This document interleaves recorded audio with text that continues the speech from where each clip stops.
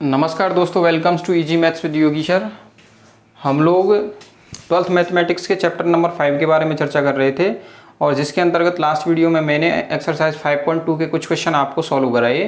अब हम नेक्स्ट क्वेश्चनों के बारे में चर्चा करेंगे। तो आइए शुरुआत करते हैं क्वेश्चन नंबर 12 के साथ। यदि matrix A is equal to हो तो ए इनवर्स ज्ञात कीजिए तथा निम्न रैखिक समीकरण निकाय को हल कीजिए। इस प्रकार के क्वेश्चनों में आपको ये ध्यान रखना है, जैसे भाई ये रैखिक समीकरण निकाय को हल करवा रहा है तो ऐसा मत कर देना कि सीधे ही रैखिक समीकरण निकाय को आप हल कर दें और ए इनवर्स का उसमें यूज ही ना करें, ठीक है ना।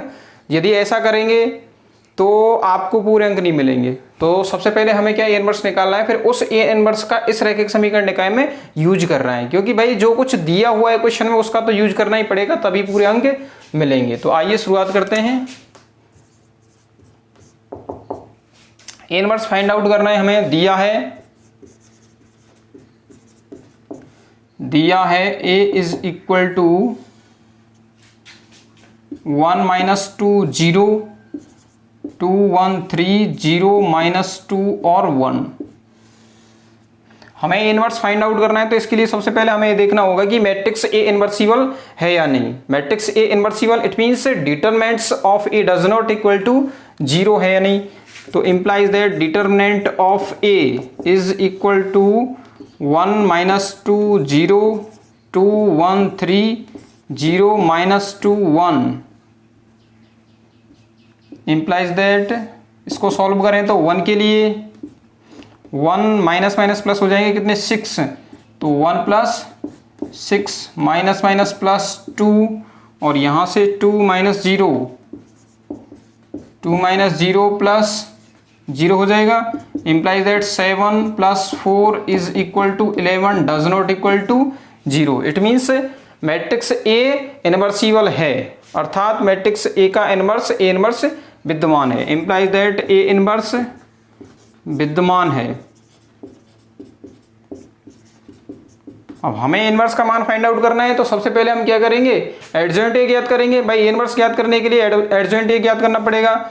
तो ऐसा करते हैं, मैट्रिक्स ए के अवयवों के संगत कोफैक्टर हम F11 F12 F13 टाइप से मान लेते हैं, ठीक है। और इन कोफैक्टर्स को सबसे पहले फाइंड आउट करना पड़ेगा।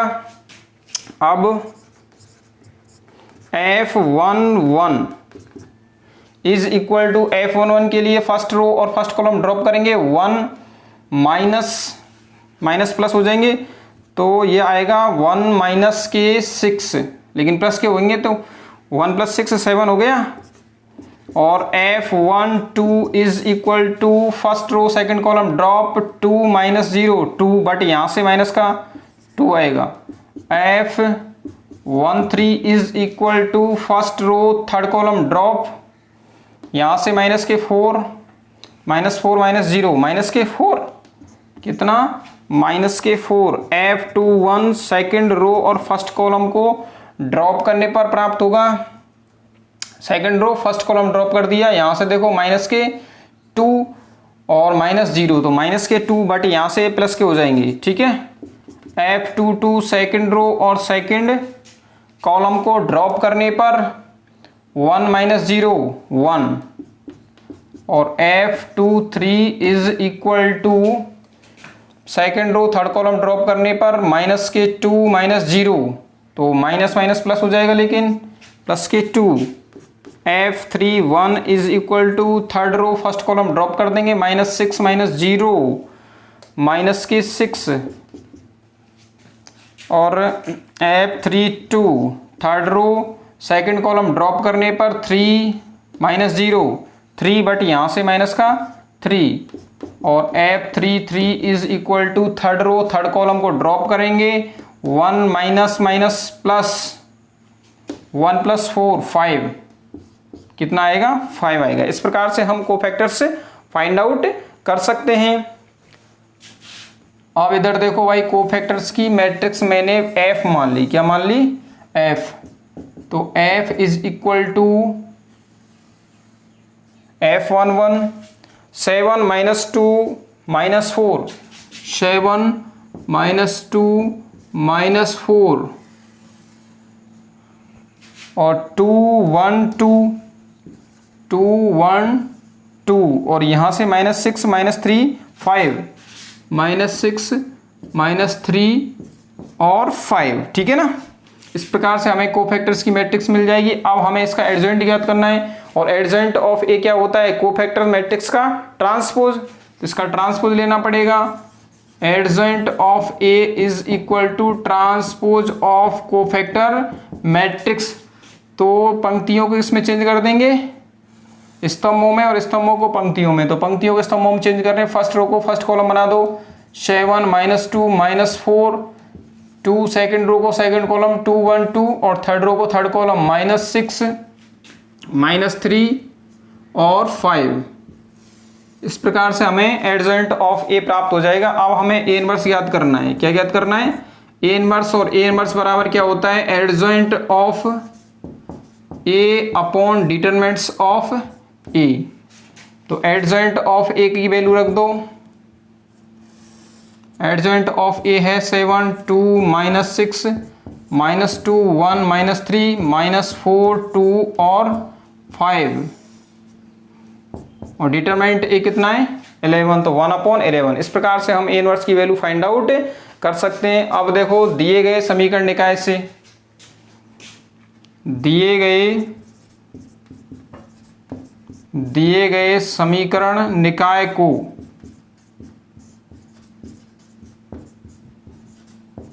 मैट्रिक्स रूप में निम्न प्रकार से लिखा जा सकता है।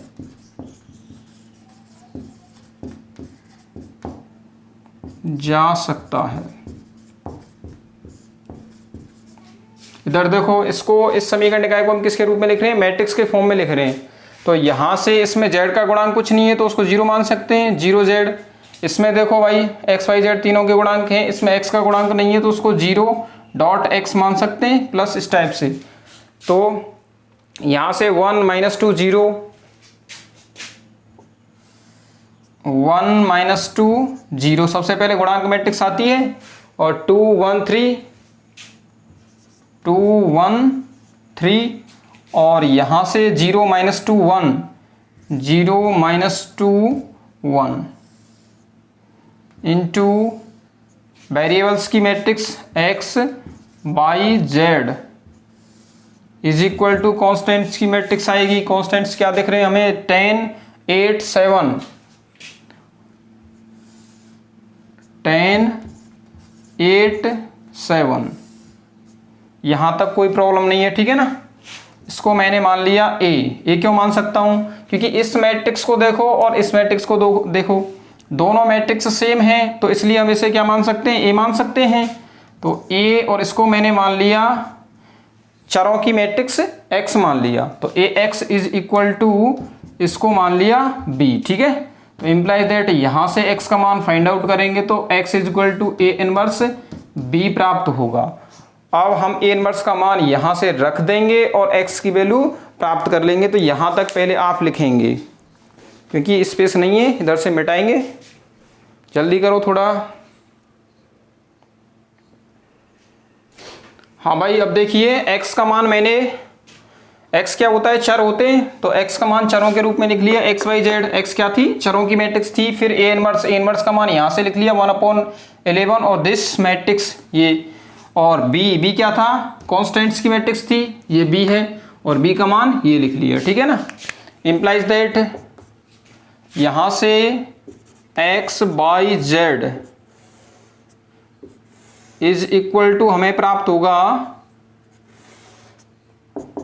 1/11, तो कॉन्स्टेंट्स है, और इन दोनों मैट्रिक्सों का हमें मल्टीप्लीकेशन करना है। ये मैट्रिक्स 3x3 क्रम की है, और ये वाली मैट्रिक्स 3x1 क्रम की है। तो यहां देखो, प्रथम मैट्रिक्स में कॉलम्स की संख्या सेकंड मैट्रिक्स में पंक्तियों की संख्या के बराबर है, तो मैट्रिक मल्टीप्लीकेशन पॉसिबल है, और मल्टीप्लीकेशन के पश्चात 3x1 क्रम की मैट्रिक्स हमें मिलेगी। तो फर्स्ट रो का फर्स्ट कॉलम के साथ मल्टीप्लाई करने पर सिचुएशन ये बनेगी, 7 × 10 70, यहां से 16 और यहां से 42, 16 और 42 माइनस के, फिर -20 +8 और -21, माइनस के 40 प्लस 16 और यहाँ से प्लस के 35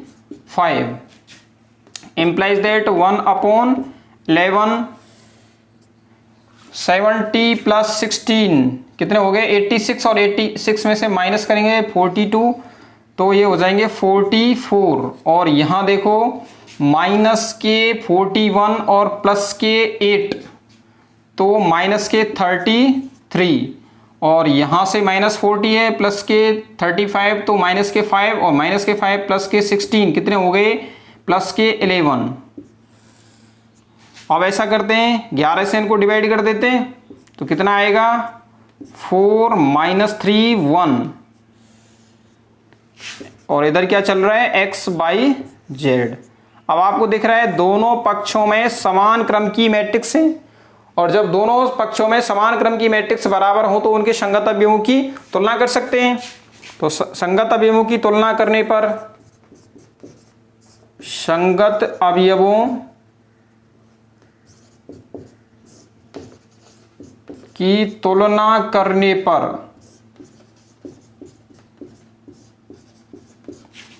करने पर हमें x का मान प्राप्त हो जाएगा 4 और y is equal to minus के 3 और z इज इक्वल टू 1 जो कि दिए गए समीकरण निकाय का अभीष्ट सॉल्यूशन है। लिखिए आसान क्वेश्चन था, स्क्रीनशॉट ले सकते हैं इसका। नेक्स्ट क्वेश्चन है क्वेश्चन नंबर 14 आव्यूह का व्युत्क्रम आव्यूह ज्ञात कीजिए और इसकी सहायता से निम्न समीकरण निकाय को हल कीजिए। इस मैट्रिक्स का हमें व्युत्क्रम मैट्रिक्स ज्ञात करना है। क्या ज्ञात करना है ए इनवर्स ज्ञात करना है, ठीक है ना। तो मान लीजिए कि ये क्या है ए के इक्वल है, दिया है चाहे ऐसे लिख दो दिया है या फिर माना एक ही बात है, वो दिया है ए इज इक्वल टू हमें दिया हुआ है 1 - 1 1 2 1 - 3 और 1 1 1।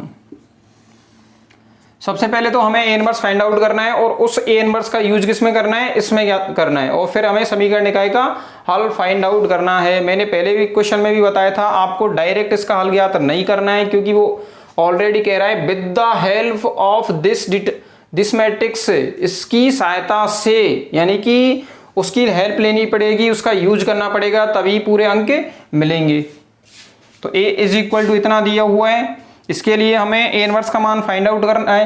तो इसके लिए सबसे पहले हमें क्या करना पड़ेगा, determinant of A does not equal to 0 दिखाना पड़ेगा, तभी तो मैट्रिक्स ए इनवर्सिबल होगी और इसका इनवर्स ए इनवर्स विद्यमान होगा। तो इसके लिए determinant of A is equal to 1 - 1 1 2 1 - 3 1 1 1 is equal to, इसको सॉल्व करो, सॉल्व करेंगे तो 1 के लिए 1 माइनस के 3 तो माइनस माइनस 4 हो जाएंगे, तो ये ओवरऑल 4 हो गए 4 और यहां से माइनस माइनस प्लस प्लस हो गया और यहां से देखो 2 माइनस माइनस प्लस हो जाएंगे तो 2 + 3 5 और यहां से देखें इसके लिए तो 2 - 1 आएगा। तो ओवरऑल ये कितना हो गया is equal to 10 does not equal to 0। It means A inverse विद्यमान है, ए इनवर्स एग्जिस्ट करेगा। अब ए इनवर्स विद्यमान है क्योंकि determinant A does not equal to कितना है हमारा 0। अब देखिए भाई ए इनवर्स का मान फाइंड आउट करने के लिए सबसे पहले हमें एडजेंट ऑफ ए फाइंड आउट करना पड़ेगा और एडजेंट ऑफ ए के लिए हमें कोफैक्टर्स ज्ञात करने पड़ेंगे। सपोज कीजिए कि मैट्रिक्स ए के अवयवों के संगत cofactors F11 F12 F13 dot dot dot इस टाइप से हैं। तो सबसे पहले इनका मान फाइंड आउट करते हैं। तो अब F11 फर्स्ट रो और फर्स्ट कॉलम ड्रॉप कर देंगे 1 - 3 तो 4 हो जाएगा और F12 is equal to first row second column drop, यहां से 2 माइनस माइनस प्लस 5 आ गए, लेकिन ये यहां से माइनस के 5 हो जाएंगे। F13 is equal to F13 के लिए first row third column drop 2 - 1 तो 2 - 1 आएगा। F13। अब F21 is equal to second row first column drop करेंगे, सेकेंड रो फर्स्ट कॉलम, और यहाँ से -1 बट यहाँ से ये प्लस के हो जाएंगे। F22 is equal to second row second column drop 1 minus के 1 0, और F23 is equal to second row third column drop 1 minus minus plus 2 हो गए, बट यहां से कितने आएंगे माइनस के 2। F31 is equal to third row first column drop करेंगे, माइनस माइनस प्लस 3 माइनस 1 तो 2।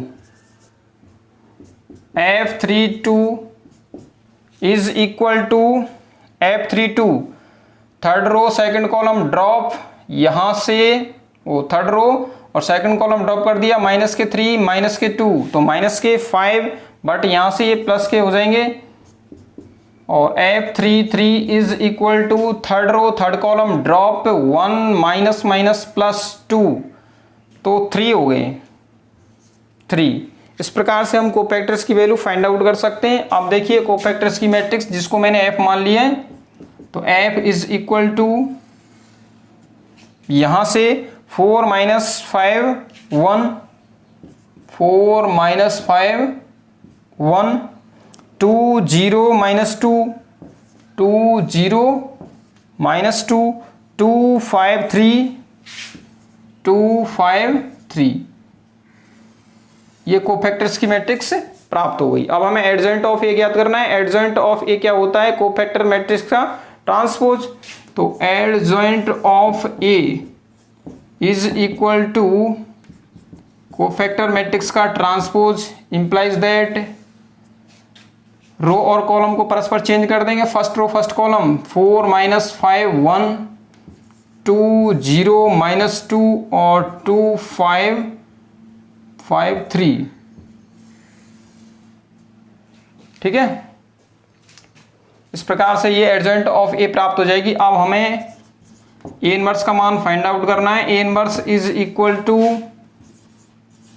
Adjoint of A upon determinant of A implies that adjoint of A की वैल्यू 4 2 2 माइनस 5 0 5 1 माइनस 2 और 3,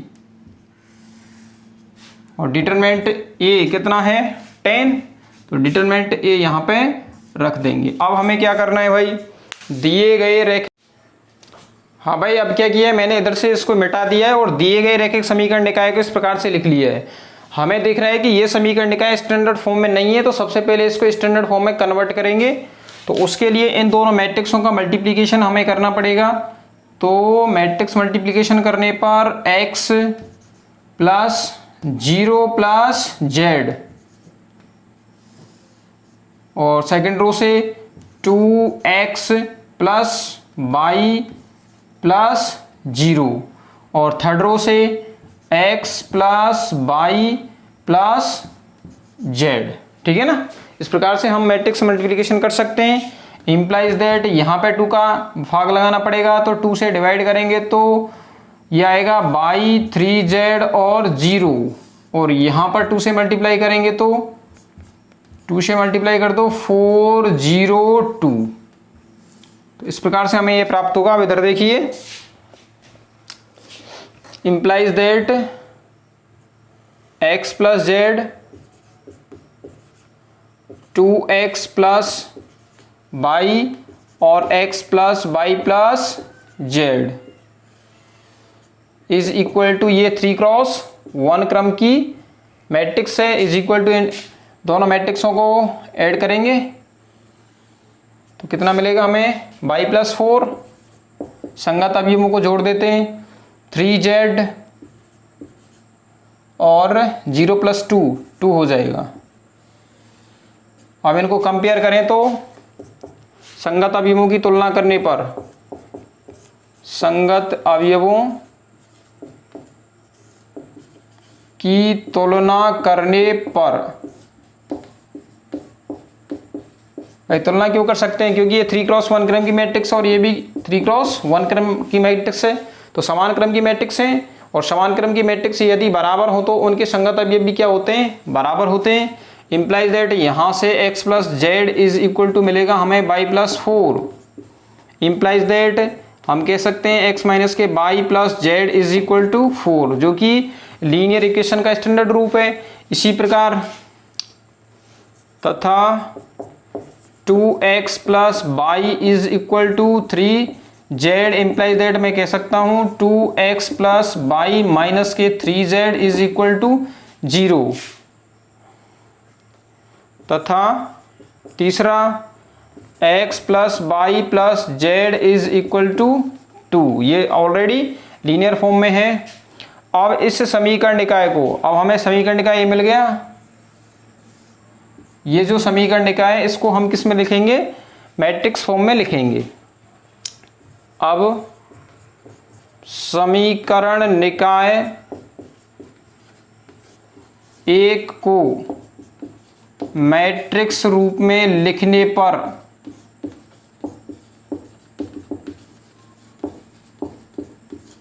मैट्रिक्स रूप में लिखने पर यह स्थिति बनेगी। सबसे पहले गुणांक मैट्रिक्स ले लो, तो गुणांक मैट्रिक्स लेते हैं तो देखो यहां से 1 माइनस 1 और एक मिनट रुको, 1 माइनस 1 और 1, 1 माइनस 1 और 1, और यहां से देखें तो 2 1 माइनस 3, 2 1 माइनस 3, और यहां से 1 1 1 1 1 1 इतना मिलेगा। और x बाई जेड क्योंकि 3 चर हैं तो x बाई जेड 3 चर ले लिए। इंप्लाइज दैट गुणांकों की मैट्रिक्स यहाँ पे 4 है, यहाँ 0 है और यहाँ पे 2 है, तो 4 0 2 ये हो गई गुणांकों की मैट्रिक्स। अब हमें यहाँ पर ये देखना है कि ये जो मैट्रिक्स है ना, ये वाली मैट्रिक्स हमारी मैट्रिक्स ए के इक्वल है। जो स्टार्टिंग में मैट्रिक्स ए दी गई थी उसके इक्वल है। एक मिनट मैं भी इसको देख लेता हूँ क्योंकि बोर्ड पर लिखा नहीं है 1 माइनस 1 1 और 2 1 माइनस 1 1 2 1 माइनस 3 और 1 1 1 इक्वल है बिल्कुल। ये जो मैट्रिक्स आई है ये स्टार्टिंग में क्वेश्चन में जो हमारे लिए मैट्रिक्स ए दी हुई थी उसके इक्वल है, इसलिए इसके स्थान पर क्या लिख सकते हैं, हम ए लिख सकते हैं। तो ए और इसको मान लिया मैंने x is equal to B. Implies that यहां से x इक्वल टू कितना आ जाएगा, a इनवर्स b। अब हमें यहाँ पे a इनवर्स का मान रख देना है और x y z के मान फाइंड आउट हो जाएंगे। तो a इनवर्स का मान हम कहाँ से रखेंगे, यहाँ से रखेंगे। तो मैं इसको मिटा रहा हूँ, ठीक है ना, मैं इसको मिटा रहा हूँ और ये यहाँ पे इसको सोल्व करते हैं। हाँ देखिए, हाँ तो यहां से implies that x by z is equal to a inverse b। a inverse का मान यहां से रखो 1/10 4 2 2 माइनस 5 0 5 1 माइनस 2 और 3, और b क्या है 4 0 2 4 0 2 गुणांक मैट्रिक्स है भी। तो अब इनका मल्टीप्लिकेशन करो 1/10 कॉन्स्टेंट्स है। यहाँ हमें दिख रहा है ये 3x1 क्रम की मैट्रिक्स है और ये 3x3 क्रम की मैट्रिक्स है और ये 3x1 क्रम की मैट्रिक्स है। तो मैट्रिक्स मल्टीप्लिकेशन पॉसिबल है। तो यहाँ से इनका मल्टीप्लाई करते हैं तो 4 इंटू 4 करेंगे 16 और 2 into 0 plus 0 plus 4, second row minus के 20 और यहाँ से 0 और यहाँ से 10, फिर यहाँ से 4 और 0 प्लस 6। इम्प्लाइज दैट 1/10 सॉल्व करें तो ये 20 हो गए 20 और यहाँ से ये माइनस के 10 और यहाँ से प्लस के 10। अब इसको 10 से डिवाइड कर दें, 10 से डिवाइड कर दें तो हमें मिलेगा 2 -1 और 1। और इधर क्या चल रहा है चरों की मैट्रिक्स। अब लेफ्ट हैंड साइड में जो मैट्रिक्स है वो 3x1 क्रम की है और राइट हैंड साइड में जो मैट्रिक्स है वो भी 3x1 क्रम की है, तो इनको कंपेयर कर सकते हैं। तो तुलना करने पर x का मान कितना आएगा 2, y इज इक्वल टू -1 और z इज इक्वल टू 1, जो कि अभीष्ट सॉल्यूशन है। तो लिखिए भाई,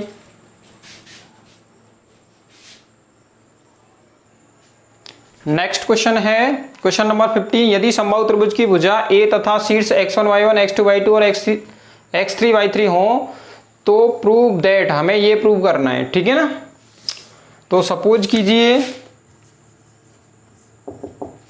कीजिए हमने ये समबाहु त्रिभुज मान लिया कि ये क्या है, ये कोई समबाहु त्रिभुज है जिसके शीर्ष A x1 y1 B x2 y2 C x3 y3 है और प्रत्येक भुजा क्या है A है। प्रत्येक भुजा की लेंथ कितनी है A।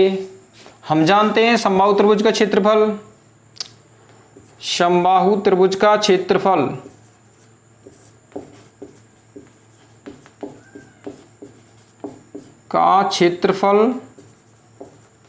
मैं उसे डेल से व्यक्त कर रहा हूं। डेल इज इक्वल टू कितना होता है √3/4 इंटू भुजा स्क्वायर, और भुजा कितनी है यहाँ पे A, तो A स्क्वायर, ठीक है ना। यहाँ तक कोई प्रॉब्लम नहीं। अब ऐसा करते हैं, दोनों पक्षों का वर्ग कर देते हैं। वर्ग करेंगे तो del square is equal to कितना प्राप्त होगा 3/16 A की पावर 4, 3/16 A की पावर 4 इतना प्राप्त होगा। इसको दे दिया हमने समीकरण नंबर 1। अब ऐसा करते हैं, इस त्रिभुज का क्षेत्रफल सारणिक विधि से ज्ञात करते हैं। किस विधि से? सारणिक विधि से। तो सारणिक विधि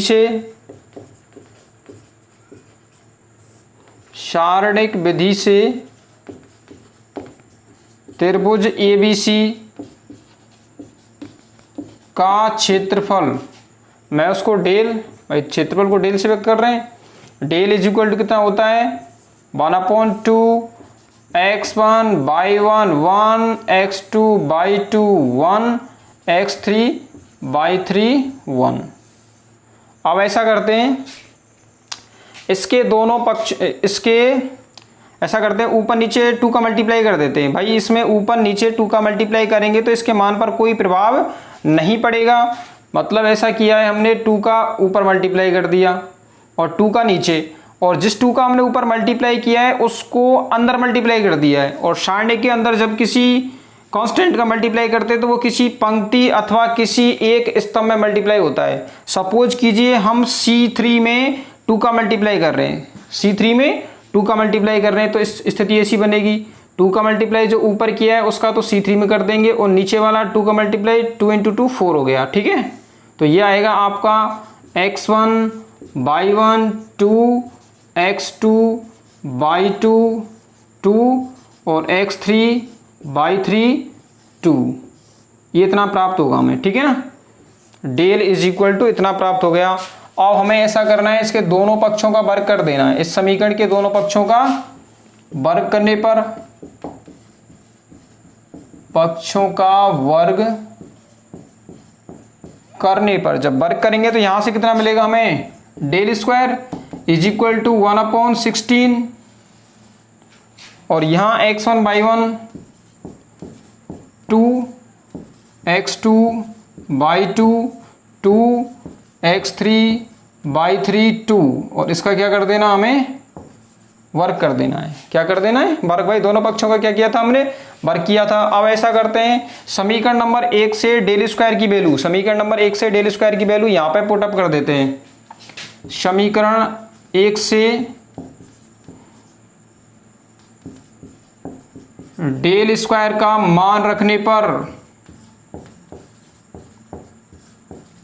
सिचुएशन ये प्राप्त होगी हमें, del square is equal to कितना था यहाँ पे 3/16 a की पावर 4, 3/16 a की पावर 4 इज इक्वल टू 1/16 और x1 y1 2 x2 y2 2 x3 y3 2 और इसका वर्ग। यहाँ हम देख रहे हैं 16 से 16 कैंसिल हो जाएगा, इम्प्लाइज दैट हमें मिल गया x1 बाई 1 2, x2 बाई 2 2 और x3 बाई 3 2, इसका वर्ग इज इक्वल टू 3a की पावर 4, जो कि अभीष्ट रिजल्ट है। तो इस प्रकार से हम इस क्वेश्चन को प्रूव करेंगे। आसान सा क्वेश्चन था। तो इस प्रकार आपकी एक्सरसाइज 5.2 कंप्लीट हो चुकी है।